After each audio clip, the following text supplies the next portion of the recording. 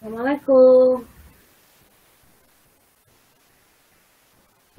Waalaikumsalam warahmatullahi wabarakatuh. Salam Ibu. Selamat Waalaikumsalam Bu. pagi. Apa kabar semuanya? Alhamdulillah Bu. Alhamdulillah Alhamdulillah. Sehat semua kan? sehat. Sehat. Alhamdulillah. Alhamdulillah sehat. Ini gimana ini? Di rumah atau di kos atau di mana? Di rumah Ibu. Di rumah ya. Udah nggak pernah ke kos lagi ya?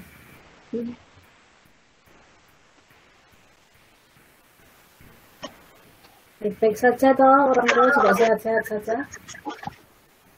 Alhamdulillah Bu. Alhamdulillah baik, Bu. Sip. Semoga selalu dalam keadaan sehat ya. Oke. Amin. Tugasnya udah dikerjakan? Sudah Bu. Sudah, Bu. Ampun. Kenapa kok harus pakai masker nih? Kenapa ini, Mbak? Nanti gimana, Mbak? Apa maskernya? Lagi keluar ya? Lagi di luar ya? Saya ada acara, Bu, lagi di luar kota ini. Oh, ya udah nggak apa-apa. Sip.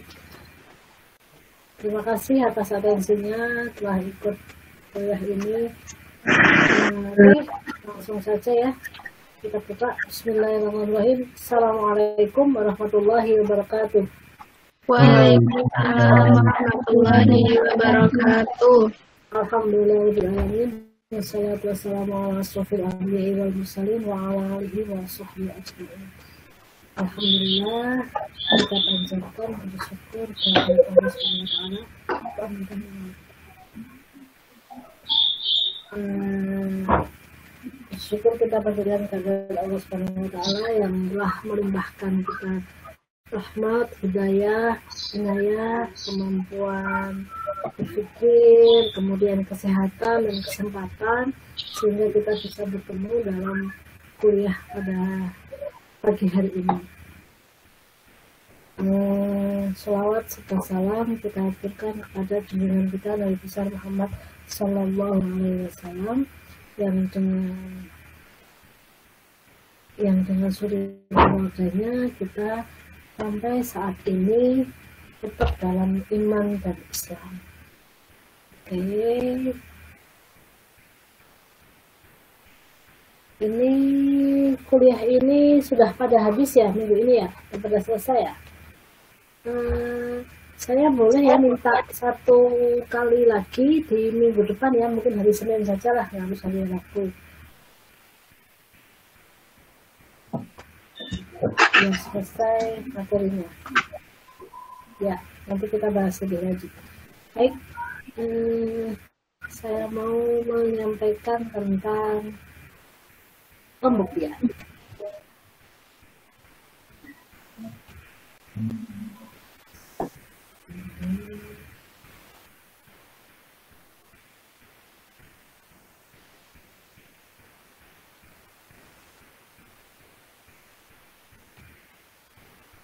Bisa dilihat di layar? Sudah Bu. Sudah Terlihat, Bu. Halo? sudah bisa, Bu. Bisa nih.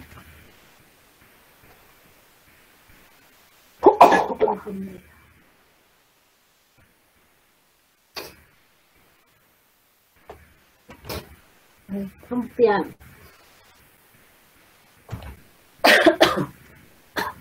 Apa sih pembuktian?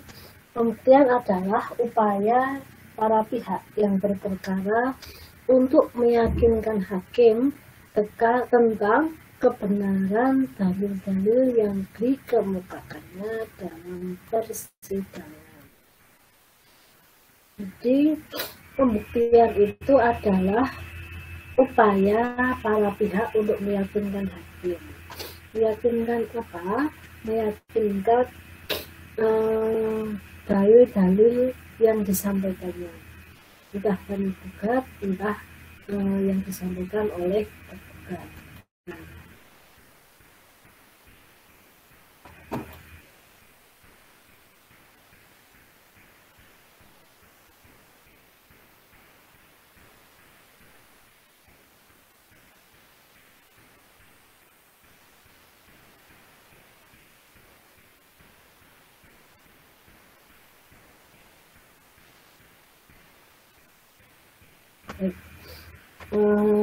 Menurut R. Subukti tadi, pembuktian adalah suatu daya upaya para pihak yang berperkara.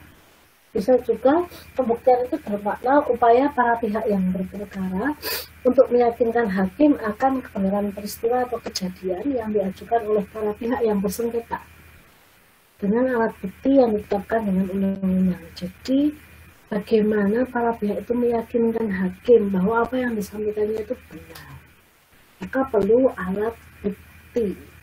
Ya, alat bukti itu bisa berupa benda, tapi bisa juga saksi. Oke. Urgensi pembuktian. Apa yang harus dibuktikan? Yang harus dibuktikan adalah peristiwa atau kejadian yang dikemukakan para pihak yang masih menjadi sengketa. Jadi hakim belum memperoleh informasi yang utuh terkait peristiwa tersebut. Maka kemudian hakim meminta para pihak untuk mengajukan alat bukti.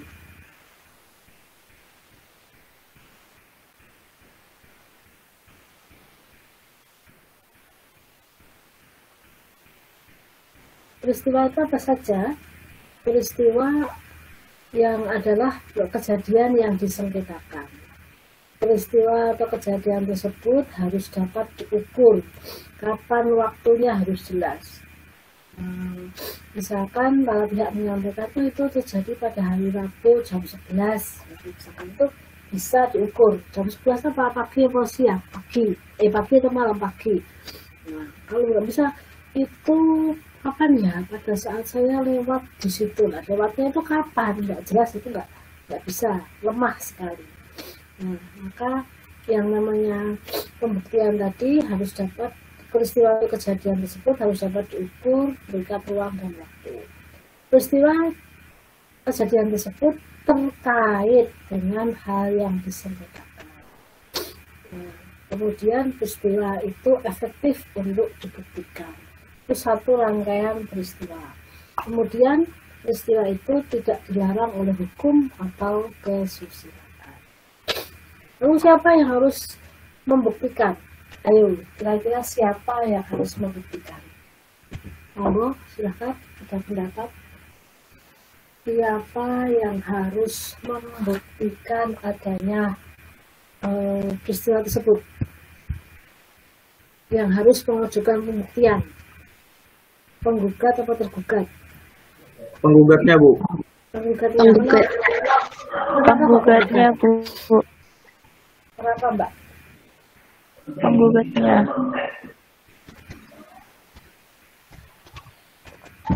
Alasannya kenapa kok menggugat?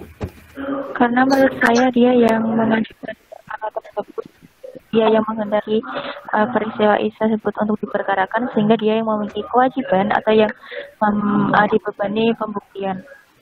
Betul, penggugat yang harus mengajukan alat bukti yang utama itu adalah penggugat. Kalau tergugat boleh nggak? Boleh. Ya, tergugat kan menyampaikan Boleh. maka dia juga harus siap. Ya, betul. Yang harus membuktikan Yang mendalilkan. atau dibebani pembuktian adalah para pihak yang berkepentingan, terutama penggugat yang mengajukan dalil-dalil gugatannya. Sedangkan tergugat berkewajiban membuktikan bantahan. Jadi sebaiknya sebelum gugatan itu diajukan, penggugat itu sudah memiliki alat bukti terlebih dahulu. Jadi ketika fase pembuktian itu tiba, dia sudah siap dengan alat buktinya. Ya. Jadi tidak terus kemudian cari-cari ngawur, itu enggak. Nah, Jika penggugat tidak mampu membuktikan peristiwa yang diajukannya, maka ia harus dikalahkan. Nah, penggugatnya nggak ada alat buktinya, nggak cukup, atau kalau alat buktinya kurang, dia nggak berani bersumpah, maka hakim bisa saja mengalahkan penggugat. Sedangkan kalau tergugat tidak dapat membuktikan kebenaran bantahannya, maka ia harus pula dikalahkan atau tidak dimenangkan. Ya, dengan demikian para pihaklah yang wajib membuktikan segala kejadian, peristiwa atau fakta yang disengketakan dengan mengajukan alat bukti yang sah menurut undang. Ini dia kewajiban menggugat. Tapi juga tergugat pun berkewajiban membuktikan bantahan. Hal yang tidak perlu dibuktikan, artinya tidak perlu ada. Misalkan dalam putusan first take, kapan putusan first take itu muncul? Ayo. Saya mau menjawab. Silakan. Tidak hadirnya tergugat. Ketika tergugat tidak hadir. Ketika Betul. dan urusan itu tergugatnya tidak hadir. Betul. Putusan first take itu dijatuhkan ketika penggugat itu tidak bisa hadir atau memang sengaja tidak mau menghadiri persidangan. Ya, kalau dalam ya secara umum putusan first take itu kemudian bisa jadi tidak perlu apa yang disampaikan oleh penggugat dianggap benar semua. Bisa jadi hakim tidak perlu banyak membuktikan.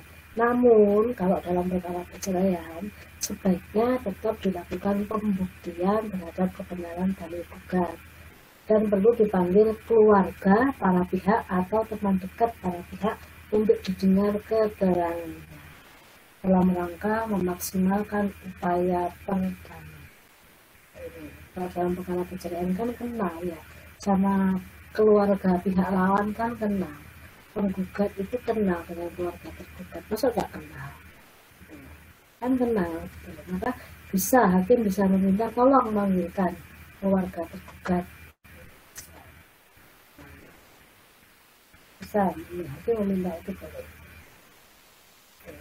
Atau hakim meminta panggilkan teman dekat atau tetangga agar hakim memperoleh informasi yang seimbang dan bisa upaya perdamaian itu bisa dimaksimalkan, dioptimalkan.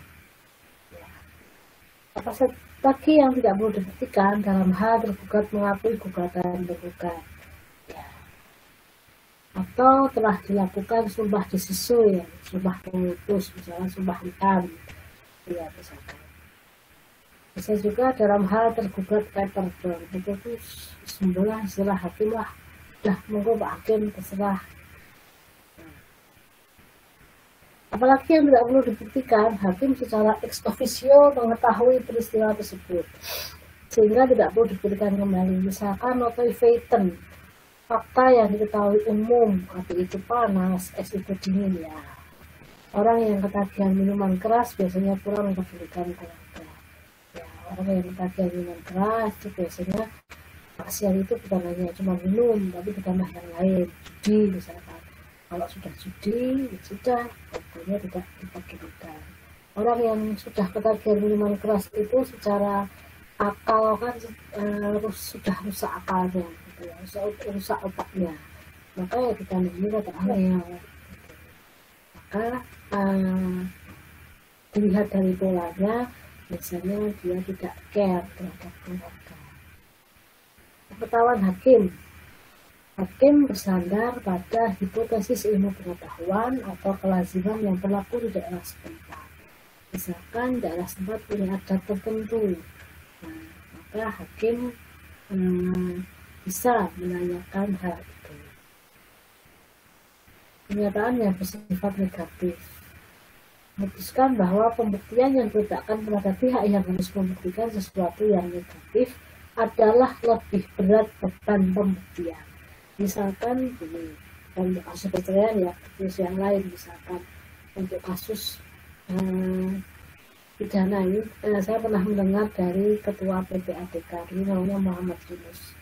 Nah, PPATK itu menyimpan kecurigaan kepada seseorang yang berprofesi sebagai guru di suatu kota kecil di daerah Jawa Timur.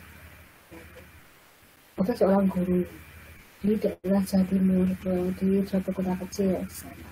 Nah itu seorang guru tadi itu memiliki saldo rekening itu miliaran. Maka kemudian pihak PPATK dilapori oleh pihak perbankan itu menaruh kecurigaan, kok bisa ya seorang guru yang kelihatannya tidak punya sambilan pekerjaan, tidak punya sambilan bisnis, kok bisa memperoleh uang yang segini besarnya dari mana? Nah, maka pihak kepolisian meminta Bapak itu, Pak Guru tadi membuktikan dari mana uang itu diperoleh. Dan ternyata benar Bapak itu menyampaikan bahwa uang itu bukan uangnya, tapi dititipi oleh keponakannya. Dan keponakannya ternyata berada di luar negeri. Dan keponakannya itu menjual narkoba di luar negeri. Nah, maka kemudian ketahuan bahwa itu tindakan pencucian uang. Nah, kebijakan. Jadi kalau memiliki hal yang berbeda itu hakim bisa meminta untuk membuktikan. Misalkan uang kok tidak lazim gitu ya. Nah, dari mana itu? Belum tentu sih, salah sih, bisa saja dapat warisan, bisa saja, atau menemukan harta karun. Ya, sekarang sih menemukan harta karun itu ya disampaikan ya ke negara ya. Alat bukti dan kekuatan pembuktiannya. Apa saja alat bukti itu? Ada alat bukti surat, tulisan, ada alat bukti saksi, ada persangkaan, ada kedugaan, ada pengakuan, dan ada sumpah. Alat bukti surat atau tulisan. Yang pertama adalah akta autentik. Ya. Akta autentik itu apa aja? Anda punya nggak akta autentik? Enggak Mas, Mbak? Halo, punya nggak akta autentik? Punya nggak, Mbak? Iya, Bu. Ya. Akta autentik contohnya apa? Akta kelahiran. Anda punya apa? Orang tua Anda punya apa? Akta kelahiran, Bu. Akta kelahiran, betul. Orang tua Anda punya apa? Nikah. Akta nikah. Akta Akta kematian. cerai. Lagi. Akta Akta kematian, Bu. jual beli tanah. Akta jual beli tanah, apa nih? Akta hibah.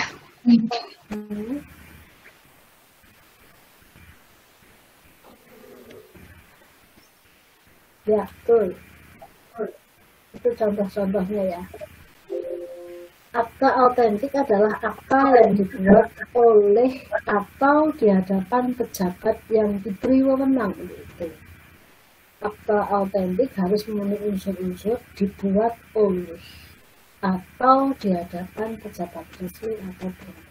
Pejabat resmi atau berwenang itu contohnya siapa?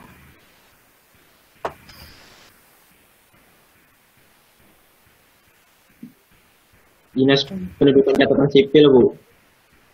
Betul. Pegawai pencatat. Badan Pertanahan, Bu. Oke. Apa lagi?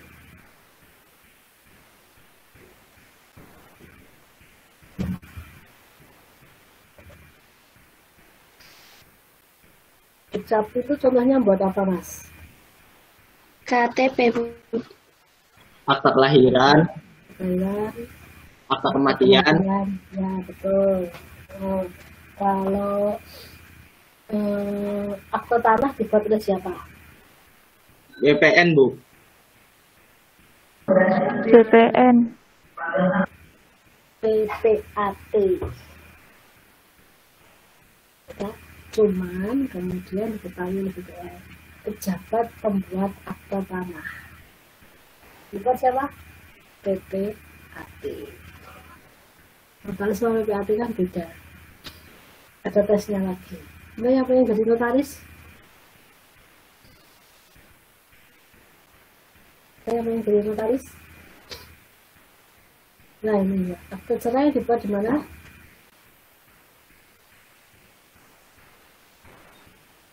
Halo,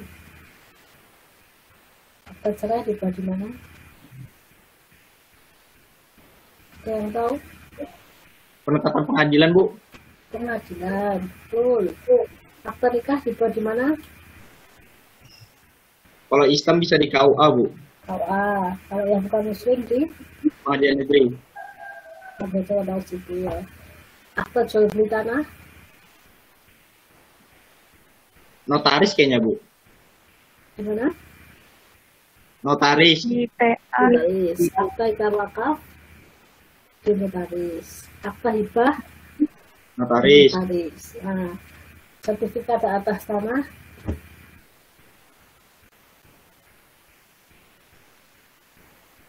Badan pertanahan, Bu. ya, pertanahan tadi hasil pengetahuan tadi yang TPAT dulu. Putusan dan penetapan pengadilan itu juga termasuk akta autentik. Ya, karena dibuat oleh pengadilan. Betul. Jadi akta autentik itu akta yang dibuat oleh atau di hadapan pejabat yang berwenang. Dibuat oleh atau di hadapan pejabat resmi yang berwenang. Notaris itu adalah pejabat resmi yang diangkat oleh negara dan diberhentikan oleh negara. Ada masa pensiunnya, kalau tidak salah sih 60 tahun. Ya, kalau belum berubah ya, nanti tidak. Kemudian sengaja dibuat untuk alat bukti bersifat partai, ya, tertentu atas permintaan partai para pihak, mempunyai kekuatan pembuktian yang sempurna dan menentukan. Alat bukti tertulis itu alat bukti terkuat dan tertentu. Jadi jangan sepelekan alat bukti tertulis. Oke, sekarang memang zamannya computerized ya. Tapi transaksi yang Anda lakukan jangan lupa minta alat bukti, simpan alat bukti. Ya, saya dapat info menarik kemarin ya, kalau memang ini susah punya menyimpan catatan tempel di buku. Ya, menarik itu ya. Misalkan Anda beli apa, gitu coba digambar. Nah, sekarang kadang beli online ya, itu hati-hati ya beli online ya. Langsung apa, itu yang penting. Kalau memang susah menempatkannya, coba digambar di suatu buku. Sediakan suatu buku untuk menempel hal-hal seperti itu. Karena itu penting. Ya. Meskipun sekarang sudah computerized, tapi alat bukti tertulis itu tetap penting. Cerai akta nikah tadi sudah ya. Kemudian akta di bawah tangan. Akta di bawah tangan itu dibuat oleh pihak yang berkepentingan. Maksudnya gimana? Akta kok di bawah tangan? Namanya on the hand. On the hand itu dibuat dengan tulisan tangan. Tulisan tangan itu khas, khusus. Jadi kalau zaman dulu ketika saya buat lamaran pekerjaan itu di tahun 2000 ya, itu lamaran itu dibuat dengan tulisan tangan. Kenapa kok dengan tulisan tangan? Karena dengan tulisan tangan itu bisa dinilai seseorang itu bagaimana, publikasinya bagaimana, pabriknya bagaimana, bisa krusu, ada satar, atau hati-hati, ya, itu bisa dilihat dari tulisan tangan. Ada ilmunya namanya grafologi. Tapi kalau sekarang lamaran sudah diketik ya. Nah, kembali lagi ke akta di bawah tangan. Akta di bawah tangan itu sebenarnya ditulis tangan. Tapi kalau sekarang sudah era computerized seperti ini, maka minimal ada tanda tangan para pihak. Nah, di dalam pasal 1878 KUH Perdata ini yang namanya akta di bawah tangan itu hanya mensyaratkan adanya tanda tangan kedua belah pihak. Kalau itu menurut saya kurang cukup, maka sebaiknya perlu ditambahkan saksi, karena itu perintah Al-Quran. Nah, perintah Al-Quran itu kalau kamu bermuamalah tidak secara tunai, bertransaksi tidak tunai, maka tuliskanlah. Dan tidaklah ada 2 orang saksi. Tidaklah ada penulis ya. Kalau dulu penulis itu kan sulit ya, kalau sekarang ya banyak sekali orang yang bisa menulis kan. Jadi bukan alasan kalau perjanjian itu tidak dibuat dalam bentuk tertulis. Jadi bisa seseorang tidak harus buat perjanjiannya harus notaris karena mahal di notaris, iya memang ada biaya, dan itu kalau untuk nominal tertentu yang kecil itu demand gitu ya, tidak sepadan. Maka ya tadi akta nikah tangan itu bisa menjadi solusi. Utang misalkan utangnya 10 juta, udah buat akta nikah tangan saja. Ya, akta nikah tangan tangan-tangannya ada saksi. Jadi kenapa dibutuhkan ada saksi? Karena itu akan memperkecil seseorang itu ya, menghindar atau kemudian menolak keberadaan utang tersebut. Ada pertanyaan silahkan. Tunggu. Tidak, saya tak itu kipas.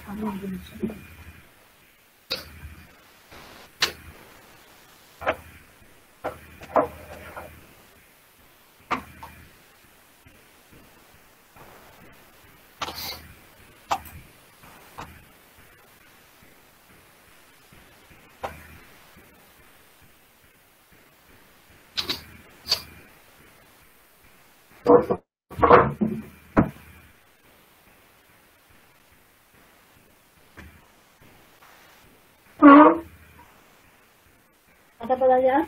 Tidak ada? Tidak ada, saya lanjutkan. Ya, dibuatnya pakai meterai. Meterai sekarang berapa nilainya? Halo, ada yang tahu?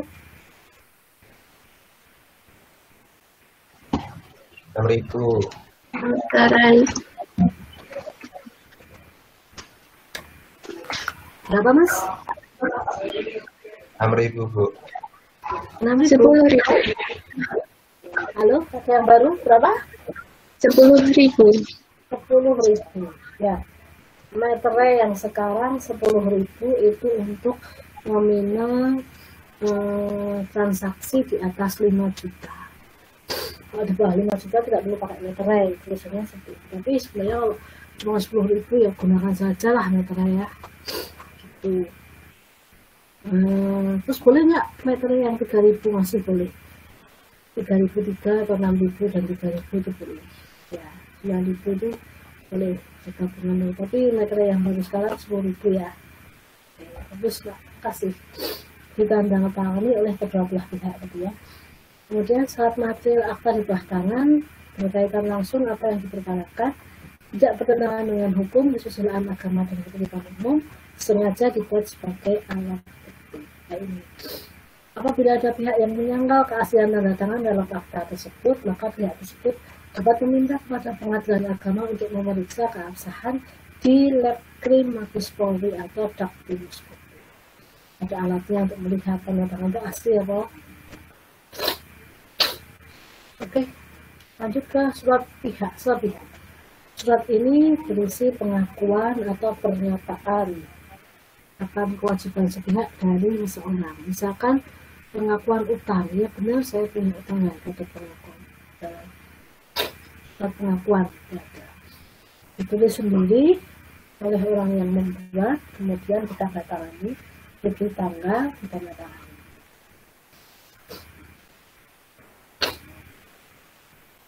Baik, ada lagi surat lain bukan akta. Ada yang tahu apa ini surat lain bukan akta? Monggo silahkan, ada yang mau menyampaikan apa itu surat lain bukan akta?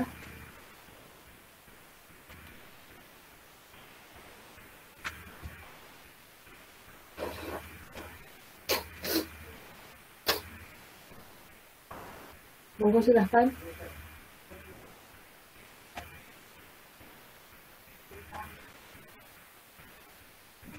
Seperti surat keterangan, benar nggak Bu? Apa mas? Surat keterangan. Seperti kayak pegawai ASN gitu Bu.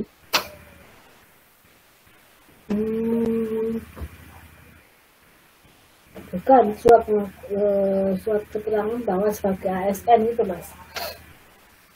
Surat lain bukan akta. Kartu keluarga. Kartu keluarga itu bisa termasuk akta mbak, itu dibuat di satu mbak.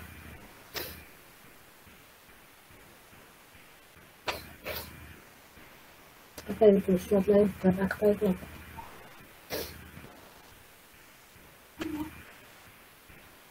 Surat biasa, korespondensi. Korespondensi itu apa sih? Surat menyurat itu loh. Email. Nah, apalagi blog, blog ya, catatan harian, status di Facebook bisa nggak?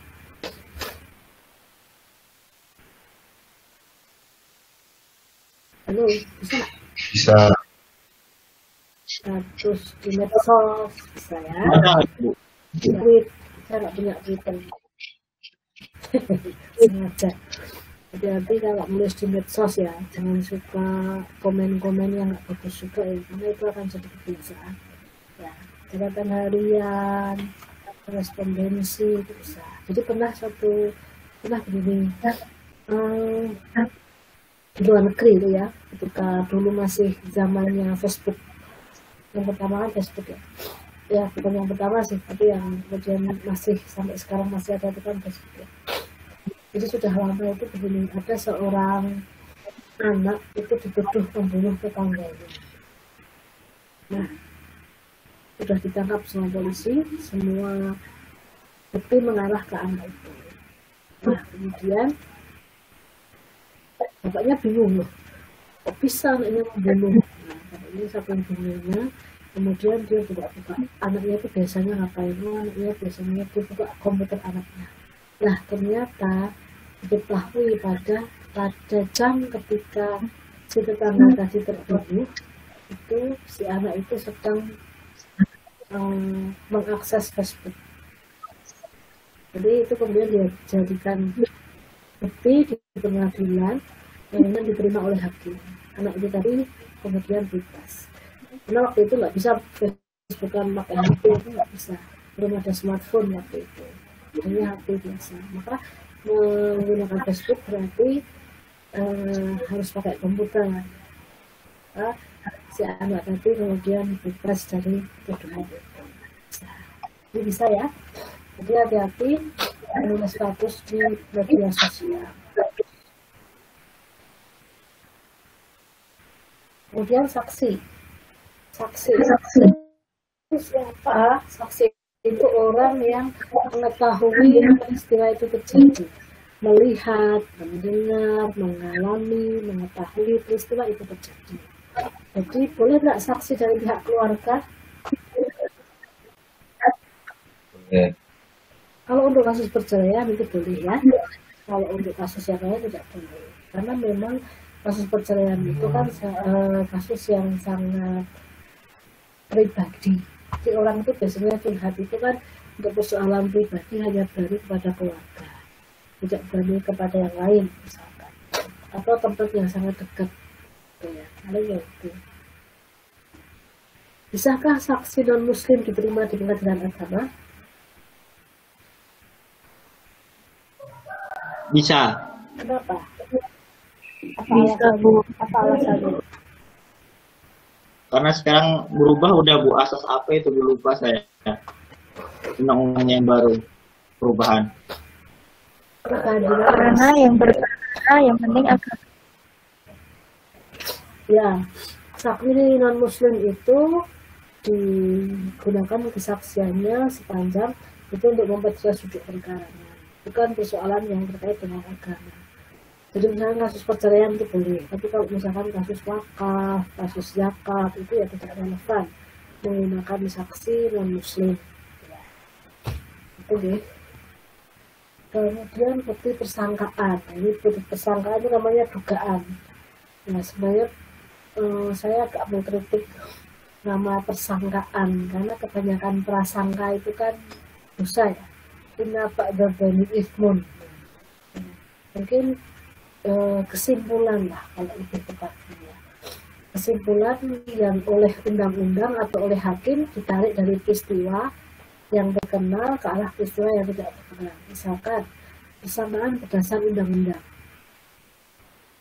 kalau orang sudah ada bukti pembayaran kwitansi 3 bulan berturut-turut di akhir ya, di bulan terakhir, maka otomatis yang angsuran sebelumnya telah dibayar. Tiap tembok yang dipakai sebagai batas antara dua pekarangan dianggap sebagai milik bersama. Misalkan ini rumah kopel itu yang kapong, di satu rumah ada tembok di tengah itu untuk batas, itu bisa.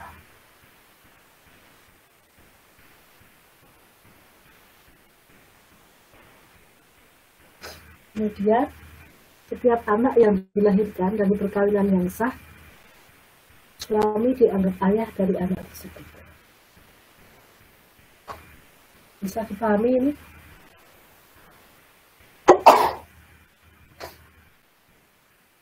Ada yang paham maksudnya?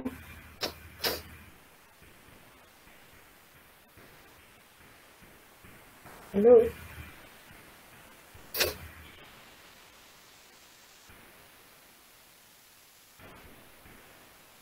Belum paham, Bu. Yang C itu Mbak, setiap anak yang dilahirkan dari perkawinan yang sah, suami dianggap ayah dari anak-anaknya. Maksudnya gimana?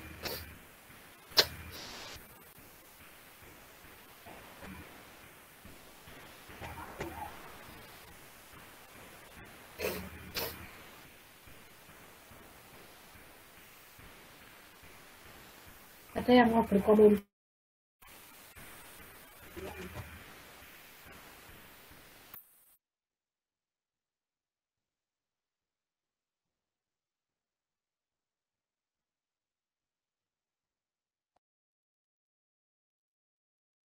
Mencoba menjawab, Bu. Mungkin itu maksudnya, misal sudah ada pasangan suami istri, namun misal pada faktanya sang istri itu melakukan perselingkuhan atau hubungan dengan laki lain, kemudian hamil dan melahirkan anak, secara hukum anak tersebut tetap dianggap anak dari ayah atau suami dari ibunya. Ya, betul. Betul, Mbak.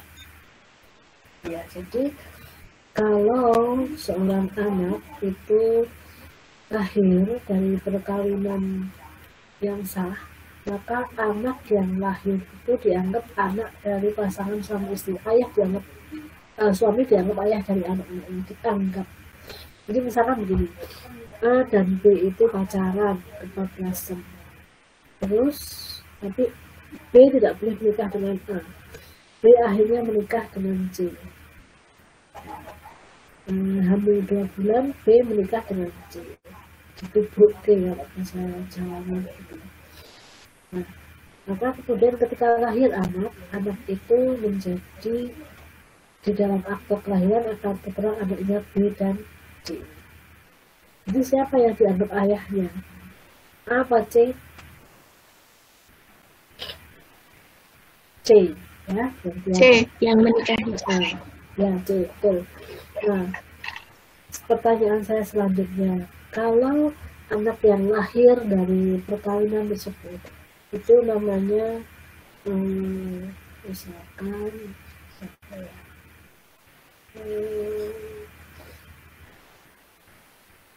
X.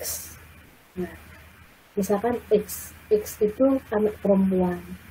X itu ketika mau menikah dia butuh wali. Siapa yang bisa jadi wali untuk X itu?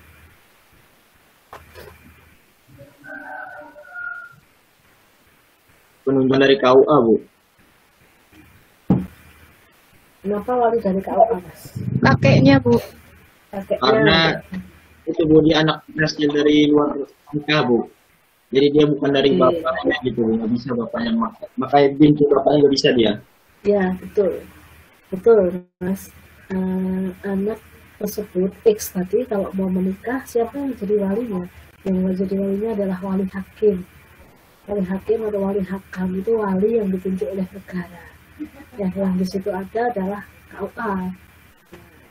Maka kalau KUA-nya pinter itu biasanya KUA itu melihat ya kapan ini orang tuanya menikah, terus kemudian kapan ini anaknya lahir. Kalau anaknya lahir itu kok cuma 5 bulan ya dari perkawinan itu, misalkan, wah ini jangan-jangan ini bukan anak yang muncul setelah perkawinan ini ditanyakan, ya Pak, itu anaknya dulu ada sebelum menikah. Maka kemudian pihak kawannya akan mengatakan, gimana Pak, diwakilkan mawon ke saya atau gimana? Oh iya, ya. Itu untuk menutup aib keluarga, misalnya gitu. Karena kalau walinya bapaknya jadi wali pada nanti tidak sah, ya. Tidak sah, harus diulang. Nah, maka kemudian walinya yang harusnya jadi wali adalah wali hakam. A juga nggak bisa jadi wali, C juga nggak bisa jadi wali. Jadi kenapa persoalan nasab itu penting? Kenapa kok perzinaan itu dilarang? Karena nanti akan merusak nasab. Nah, misalkan tadi A dan B pacaran, kemudian tapi B nikahnya dengan C, punya anak X, jadi paham ya? Nah sekarang kalau A itu kemudian menikah dengan B, punya anak Y, A dan B itu menikah, punya anak namanya Y. Y dan X itu ketika dewasa ketemu, mereka saling suka. Tahu nggak mereka bahwa mereka itu adalah saudara sebapak? Nggak tahu kan? Nah, bagaimana kalau kemudian mereka suka? Nah, bagaimana kalau kemudian mereka ingin menikah? Nah, bagaimana kalau perkawinan itu kemudian terjadi? Nah, bahaya kan? Mereka itu saudara sebapak. Sebapak itu kan berarti siapa? Bin dan binti itu kan dari ayah. Asal seorang itu kan dari ayahnya.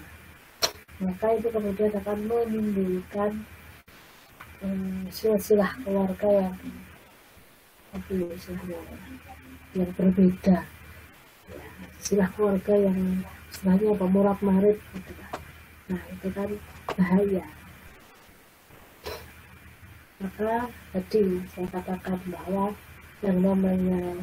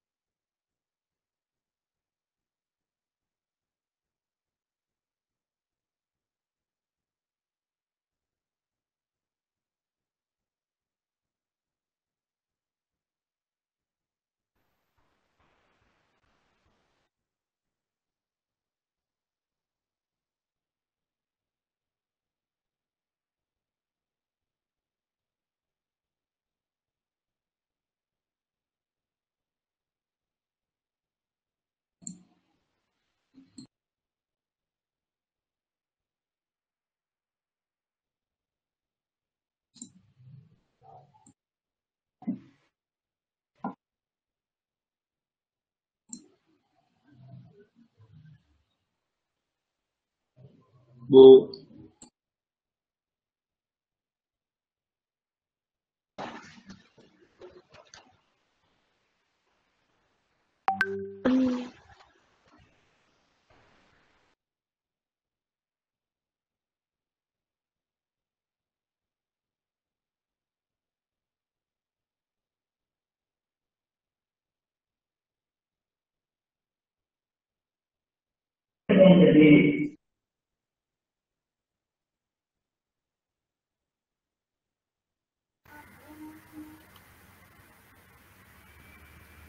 halo, putus ya?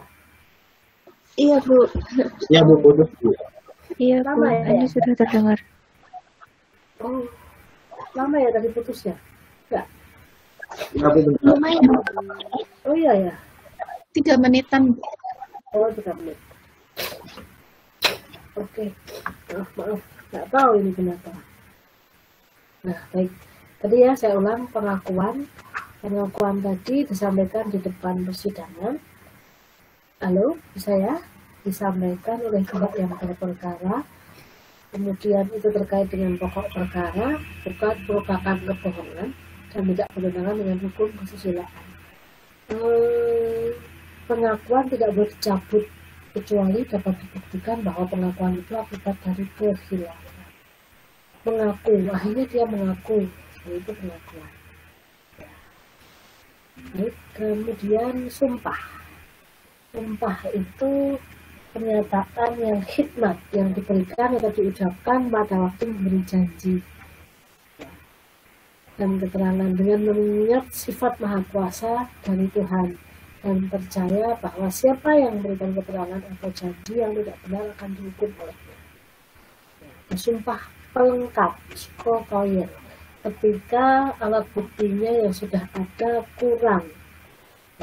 Sumpah digunakan untuk melengkapi atau menguatkan pembuktian yang sudah ada, tapi belum mencapai batas minimal pembuktian. Misalkan, bukti yang sudah ada bernilai bukti permulaan. Nah, misalkan saksi itu cuma ada satu, gimana cari saksi lagi? Saksi itu harusnya minimal 2. Nggak ada, Pak. Nggak ada, hakim cuma ada satu saja. Ya sudah. Kalau Anda mau, kita minta Anda untuk bersumpah. Sumpah pelengkap. Tapi ada juga sumpah pemutus. Nah, sumpah pemutus itu misalkan sumpah lisan itu suara sumpah pemutus ya gitu ya. Tadi ada kita ada seni sumpah lisan, sumpah pemutus. Tidak ada alat bukti, tidak ada alat bukti sama sekali. Berani nggak ada disumpah? Berani. Ya, misalkan kalau sumpah bahwa saya melihat A dan B itu ya misalkan itu. Kemudian sumpah taksir, kemudian terakhir sumpah li'an. Ini ketika seorang suami menuduh istrinya berzina dan dia tidak dapat menghadirkan 4 orang saksi, maka suami itu bisa malah dihukum karena dia menuduh istrinya berzina.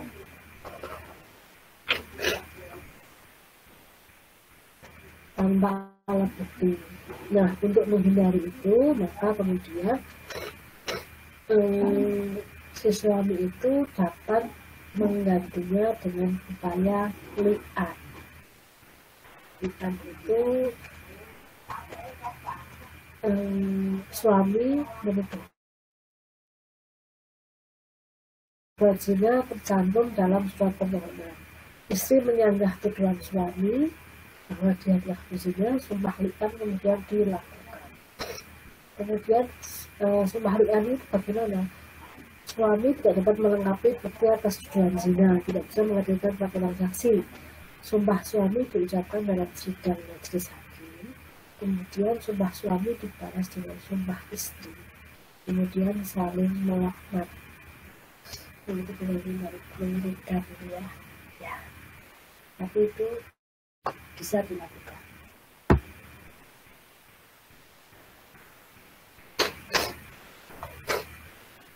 Ada pertanyaan? Monggo.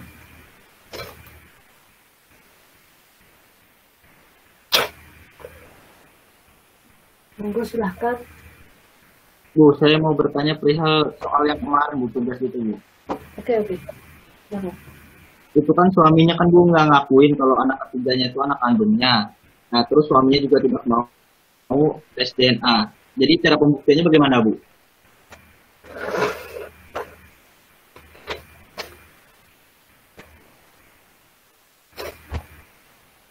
Gimana? Maaf. Diulang. Gimana? Jadi kan Bu yang soal kemarin kan suaminya kan nuduh anak ketiga dari istrinya itu bahwa dari perselingkuhan istrinya. Tetapi suaminya ini tidak mau tes DNA Bu. Nah untuk pembuktiannya itu bagaimana Bu selain DNA Bu nanti? Apakah bisa minta ke hakim untuk memaksa suaminya untuk mau tes DNA gitu Bu? Bisa menggunakan saksi. Bisa Mas? Saksi. Terus kemudian ya paling mudah sih sebenarnya tes DNA. Tapi kan Bapak bisa menggunakan saksi, bisa pakai sumpah. Istrinya bisa bersumpah bahwa itu ada anak. Bukan sumpah lisan, sumpah pemutus. Itu bisa. Saksi juga bisa. Itu Mas.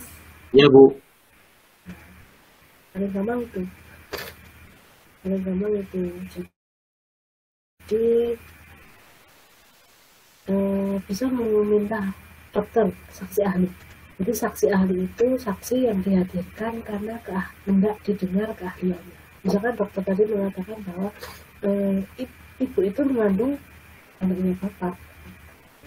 Jadi begini, seseorang itu diketahui hamil tidak mesti dalam waktu 1-2 bulan, bisa 4 bulan baru diketahui bahwa dia hamil.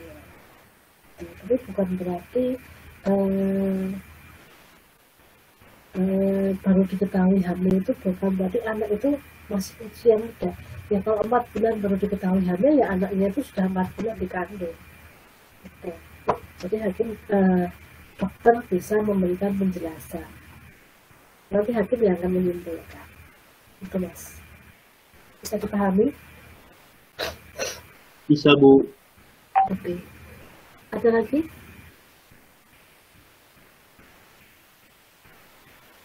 Tes DNA itu juga bisa dilakukan. Tes DNA itu dilakukan, jangan mengatakan tes DNA itu hasilnya bisa diganti-ganti kayak sinetron itu ya, enggak ya.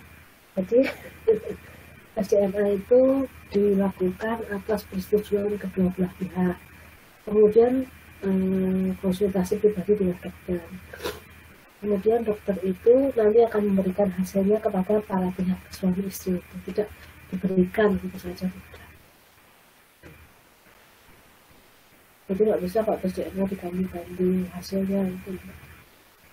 Kecil banget kemungkinan itu terjadi. Ada lagi yang lain, monggo silahkan.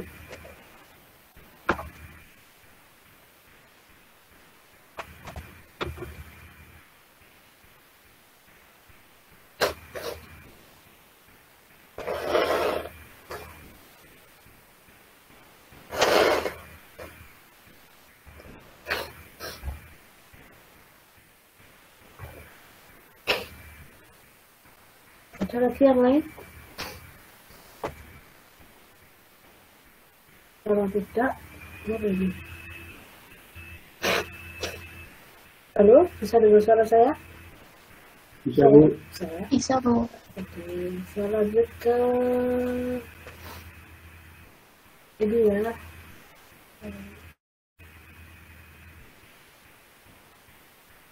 Putusan pengadilan.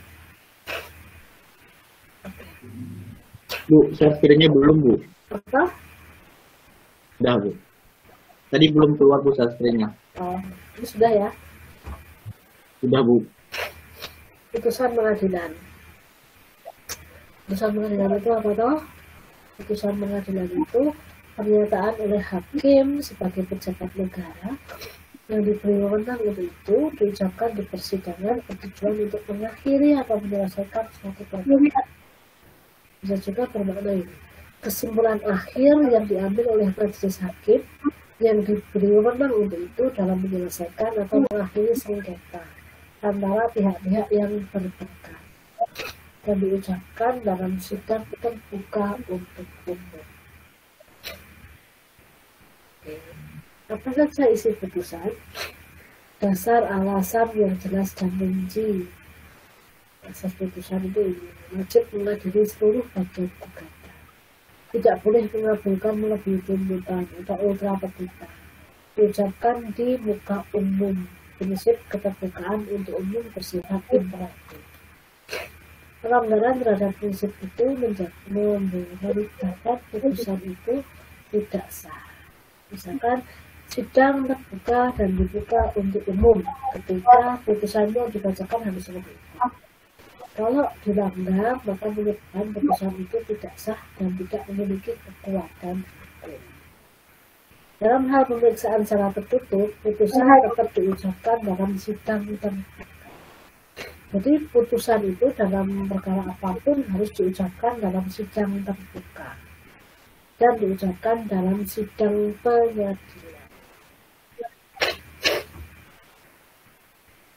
Bagaimana menyiarkan siaran langsung dari ruang sidang itu boleh, tapi asal kamera TV tidak boleh mengganggu. Sekarang jarang ya, ini sempat beberapa kali, bahkan kita pernah lihat drama apa itu Kopi Mirna, masih ingat? Tapi itu ada Jessica Mirna. tapi itu ada SD apa SMP apa SMP Mbak? SD apa SMP apa SMA? SMP apa SMP? SMP. SMP. Kenapa kita disuguhi sinetron kayak gitu ya Mbak ya? Kasusnya tenar banget. Harusnya benar, tapi sebenarnya kasus itu sederhana sih kalau menurut saya. Kasusnya sederhana, pembunuhan biasa, cuman yang jadi rame itu kan karena kenapa harus disiarkan secara berhari-hari kayak gitu. Ada apa dengan kita? Tahu nggak Mbak kenapa Mbak?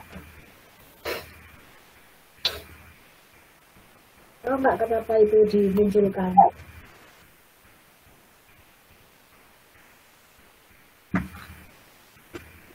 Kasus Jessica Mirna itu kan biasa kan Mbak ya?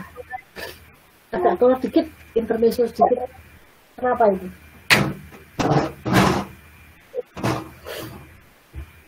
Kenapa kok itu dimunculkan? Ada yang tahu?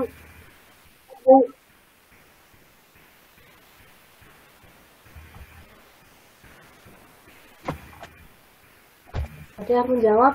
Ada yang tahu?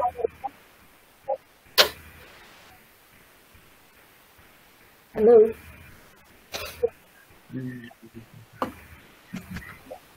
Coba nanti dibuka lagi kasus itu. Saya bukan mau apa-apa, tapi gini, kenapa kok kasus seperti itu kok dimunculkan? Apakah fenomenal sekali? Enggak juga sih, biasa ya. Dalam artian kasus pembunuhan biasa dengan trik-trik yang juga biasa menurut saya. Kenapa kasus itu dimunculkan blow up sedemikian rupa, bahkan berhari-hari sampai sebulan lebih ya sidangnya sampai segitu lamanya. Karena rating bukan sih Bu? Karena apa? Karena rating. Pengalihan isu, Bu. Pengalihan isu. Pengalihan isu. Rating, kalau rating nggak sinetron lainnya. Pengalihan isu apa Mbak? Kurang tahu, Bu. Tapi kalau Anda buka lagi Google ya, kasus Jessica Mirna, dia akan ketemu. Itu pengalihan isu. Isu Bang apa? Kira-kira Mbak? Zaman Pak SBY itu. Bang apa yang kemudian hilang gitu loh. Bukan BBM, bukan apa ya. Itu pengalihan isu. Senturi. Pengalihan isu Bang Senturi.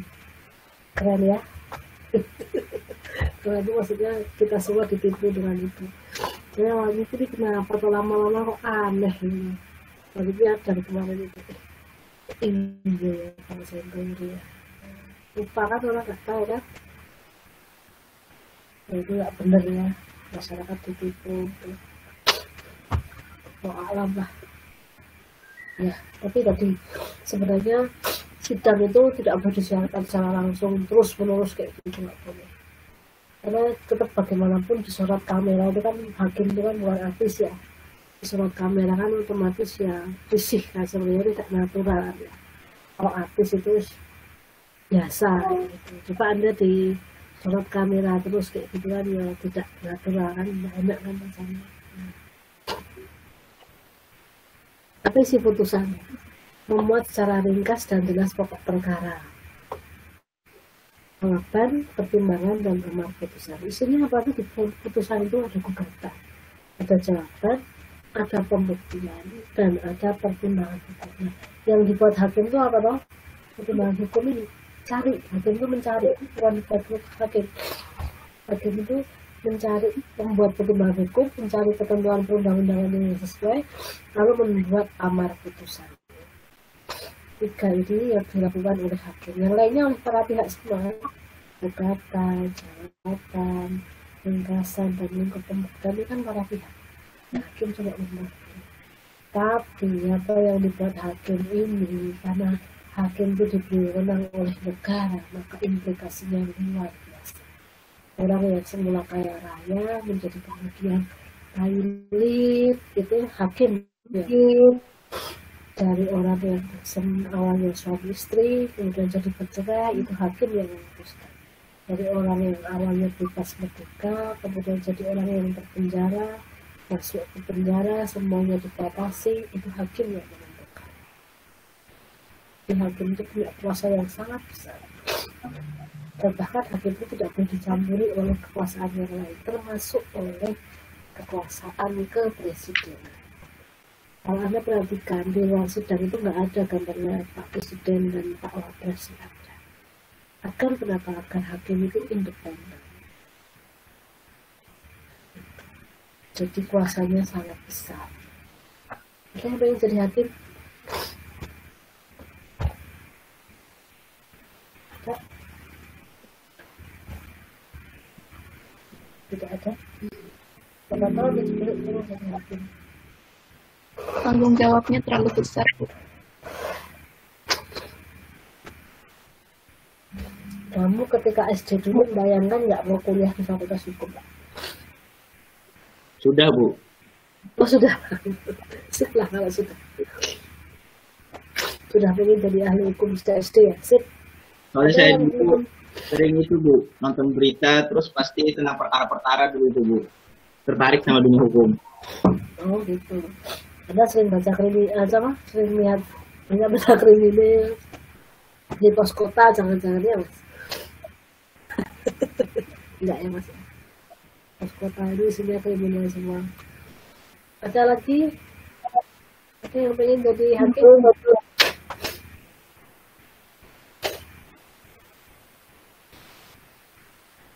Enggak apa, tapi bisa kok jadi hakim. Oh, memang berniat. Saya punya mahasiswa kelas Anda dahulu itu, anaknya pinter banget ya enggak. Bahkan dia lulus dengan IPK 3,2. Enggak begitu tinggi kan? Maksudnya tidak sangat tinggi kan? Bukan cum laude, tapi dia diterima jadi hakim.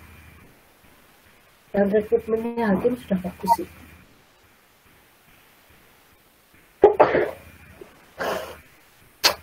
Kalau ada pengen ya nggak apa-apa, bagus tuh. Ya harus diisi dengan orang-orang yang berintegritas seperti Anda. Kalau saya takut, nanti Allah akan bantu. Oke? Nah, amar putusan itu ini ya. Kalau gugatannya itu cacat formil, error keliru orangnya, cacat surat kuasa, obscurity, prematur, maka putusannya gugatan tidak dapat diterima. Jika cacat formilnya mengenai kompetensi, maka amar putusannya menyatakan tidak berwenang mengadili. Nah ini, kalau gugatan tidak terbukti, penggugat tidak mampu menunjukkan alat bukti yang cukup, maka menolak gugatan penggugat seluruhnya. Nah ini.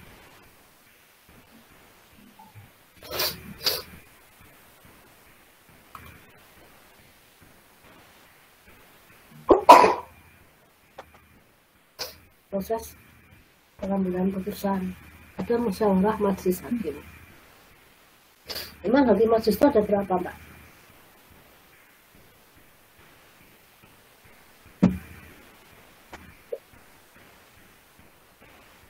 Ada berapa orang hakim majelis itu? Halo?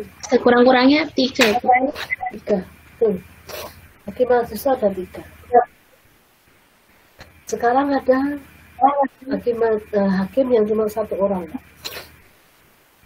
untuk gugatan sederhana. 1 orang saja. Itu untuk kasus sengketa perdata dengan nilai nominal di bawah 500 juta. Itu dari Amerika, budaya dari Amerika dibawa ke Indonesia, diambil gitu. Cuma saya agak khawatir sih sebenarnya. Ya, saya agak khawatir sebenarnya karena di Indonesia hakim yang mau disuap itu masih banyak. Nah, kalau seperti itu, kalau nanti disuap terus begini, 3 aja terkadang ada yang disuap ya, apalagi 1. ada khawatirnya di situ. Nah, secara umum yang namanya majelis hakim ada 3. Maka beliau-beliau itu melakukan musyawarah. Di musyawarah itu apa? Mengkonstatir peristiwa hukum yang diajukan para pihak, mengkualifisir peristiwa hukumnya, kemudian menetapkan hukumnya dan memberikan keadilan.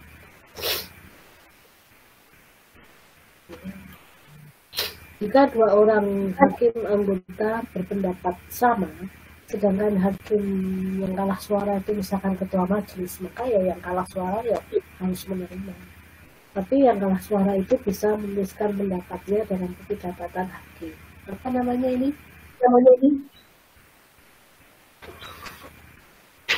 Buku catatan hakim namanya apa? Ada yang sudah pernah membaca? Kalau putusan MK itu ada namanya apa? Apa, Ibu? Hakim yang berbeda pendapat Oh, itu dissenting opinion, Ibu. Biasanya Anda bisa lihat di putusan MK ya. Iya, di MK ada. Kalau di perdata kayak gini disimpan oleh ketua pengadilan, jadi kita nggak bisa baca. Tapi kalau semuanya beda, gimana? Maka hakim majelis itu punya hak veto. Ketua majelis hakim karena jabatannya dapat menggunakan hak veto. Ketua itu punya hak veto. Nah, kalau tadi hakim itu juga bisa menemukan hukum. Kalau ada perkara yang belum tahu hukumnya, belum ada hukumnya, bagaimana? Maka hakim tidak boleh menolak perkara dengan alasan belum ada hukumnya. Sebagai penegak hukum, ia wajib menggali, mengikuti, dan memahami nilai hukum yang hidup di masyarakat. Caranya gimana? Bisa dari perundang-undangan yang tertulis, bisa dari kepada kepala adat kalau itu terkait dengan hukum adat, bisa penasihat agama atau ulama kalau itu terkait dengan agama, bisa sumber jurisprudensi. Jadi putusan hakim yang dahulu itu bisa digunakan menjadi dasar hukum ya. Dengan catatan hakim tidak terikat dengan putusan terdahulu dan dapat menyimpang jika putusan terdahulu itu diketahui menyimpang atau tidak sesuai dengan hukum kontemporer. Sudah daluarsa atau sudah tidak relevan lagi, tidak perlu diikuti. Tapi bisa mengambil dari jurisprudensi, itu bisa. Kemudian ada tulisan ilmiah para pakar hukum. Satu lakukan. Nah, dari pengambilan putusannya seperti ini ya. Perusahaan masalah, peruang data, analisis data, penemuan hukum, dan sebagainya. Ibu, izin bertanya, Ibu. Oke, mau silakan. Ketika hakim ada dissenting opinion, itu kan dimasukin dalam sebuah putusan ya, Ibu. Nah, Bukan. enggak maksudnya itu bagian gitu loh, Ibu. Oh iya. Nah, habis itu bisa nggak dijadiin rujukan hukum? Dibaca. Untuk kalau dijadikan rujukan hukum sih tidak ya. Kalau jurisprudensi bisa, tapi kalau dissenting opinion itu bisa dibaca untuk menambah khazanah pengetahuan. Tapi rujukan hukum enggak. Jadi karena ini sifatnya tidak formal, Mas, ya. Kalau mengambil sumber hukum itu kan yang harus formal, harus jelas. Kecuali kalau dissenting opinion-nya itu kemudian dikaji lebih lanjut, dibuat dalam bentuk suatu buku atau ya buku ilmiah, itu bisa dipertanyakan, bisa. Nanti ya penemuan hukum tadi, Mas. Tapi kalau mengacu ke dissenting opinion, saya belum menemukan. Nah, ini tulisan ilmiah para pakar hukum dan hukum kedua yang dengan sekarang yang diperiksa. Jadi pahami, Mas. Kalau itu dikaji lebih lanjut. Jadi pernah gini saya baca disanding opininya Hakim MK waktu itu tentang LSBI. Masih ingat ya? Anda alami ya LSBI? Iya Ibu pahami. Nah, LSBI itu kan sebenarnya bagus Mas ya. Sebenarnya kan ide awalnya bagus. Cuman dalam pelaksanaannya kemudian jadi mahal. Nah, yang jadi kendala itu kan di bahannya itu dan terkesan eksklusif itu. Maka kemudian dengan putusan MK itu dibubarkan. Nah, ada hakim yang memiliki opini yang berbeda. Hakim Mokhtar yang sekarang di penjara itu ya. Nah, opini berbeda, disanding opini yang berbeda itu, Hakim Mokhtar mengatakan di Indonesia itu sebentar lagi sudah berada di era global. Maka ya wajar kalau kemampuan berbahasa asing itu harus ditingkatkan. Jadi kita memang harus bersaing di ekonomi global. Menurut saya itu relevan sih kalau digunakan sekarang ya sebenarnya ya. Bagus juga sih sebenarnya. Cuman ya harus dibuat bagaimana agar tidak mahal. Kalau itu kemudian ditulis dalam suatu tulisan yang sebagai tulisan pakar ilmu hukum itu bisa digunakan juga bisa dilakukan. Saya belum menemukannya. Kecuali mungkin kalau MK karena dipublish ya. Kalau hukum yang peradilan yang lain kan tidak. Kalau peradilan perdata pada mahkamah kan disimpan. Publik tidak tahu. Gitu Mas.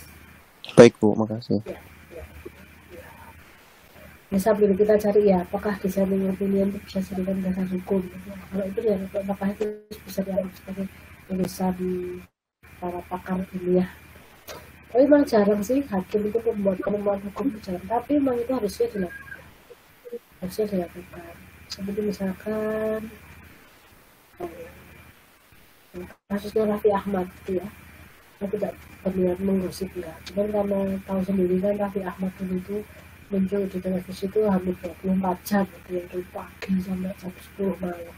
Itu aku capek banget kan. Ternyata diketahui bahwa Raffi Ahmad itu mengkonsumsi obat daftar G.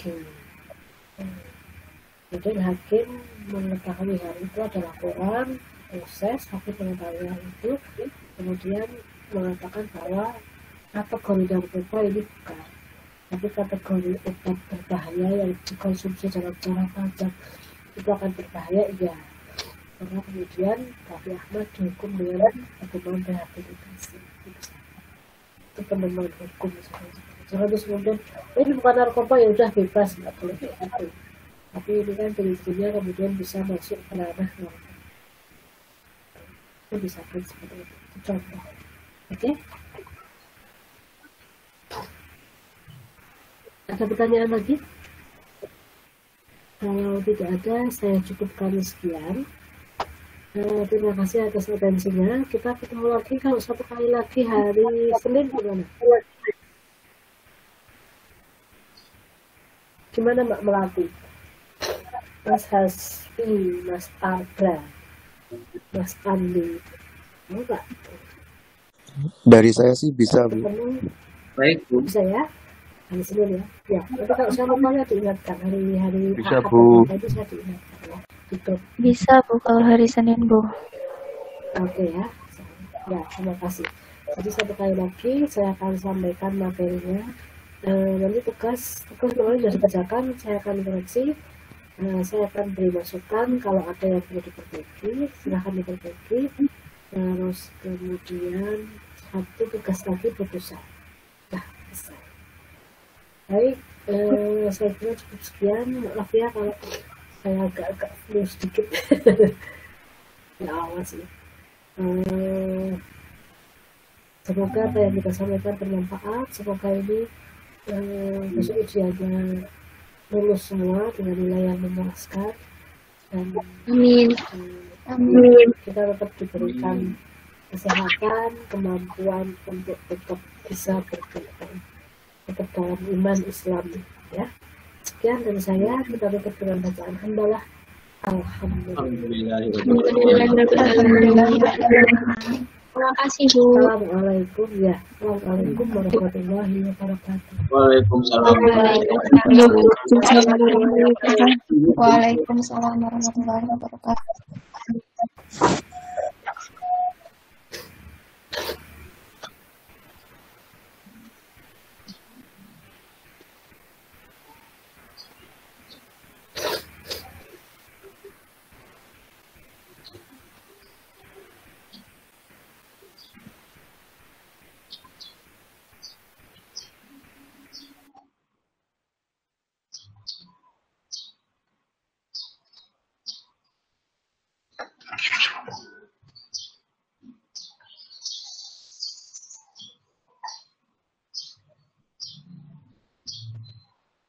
The memo.